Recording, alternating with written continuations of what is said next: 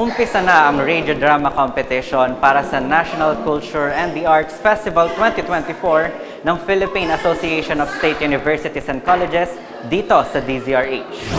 Tampok sa naturang kompetisyon ang 14 na mga kolehiyo at universidad mula sa iba't ibang rehiyon sa Pilipinas para magpakitang gila sa kanilang galing sa pag-arte sa radyo. Ayon sa contest headmaster na si Mark John Bacayo, layunin ng kompetisyon na mapreserba ang mga tradisyon at kultura ng mga Pilipino. Most of us forgot about the value of the radio drama.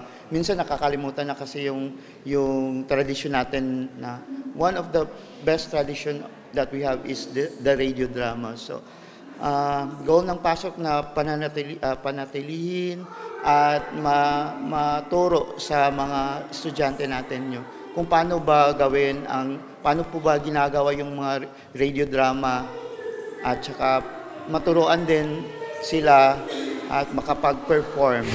Bukod dito, layunin din itong buhayin at palakasin pa ang industriya ng radio drama sa pamamagitan ng pagbibigay ng oportunidad sa mga kabataang nais pasukin ng pagiging radio drama artist. Ayon naman sa mga kalahok galing sa Quirino State University na mula pa sa Cagayan Valley, isang malaking karangalan na makapasok sa national level ng kompetisyon. Kung una po, hindi po namin expected since baguhan po kami sa ganitong larangan. Pero ngayon po na nandito na po kami sa nationals, of course, we are very much overwhelmed. Halo-halo po yung emosyon namin actually. Kinakabahan kami, na masaya kami na nandito kami ngayon. And sobrang tinitreasure din namin tong time na nakapasok kami sa national.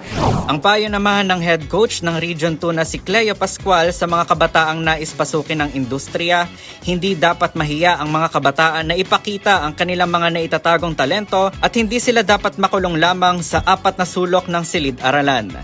Of the objectives ng ating Pasok NCAF to hone students, especially sa kanilang mga special talents, especially sa pagmamahal sa ating kultura kasi yun yung nawawala na sa atin kasi because of the advent of technology.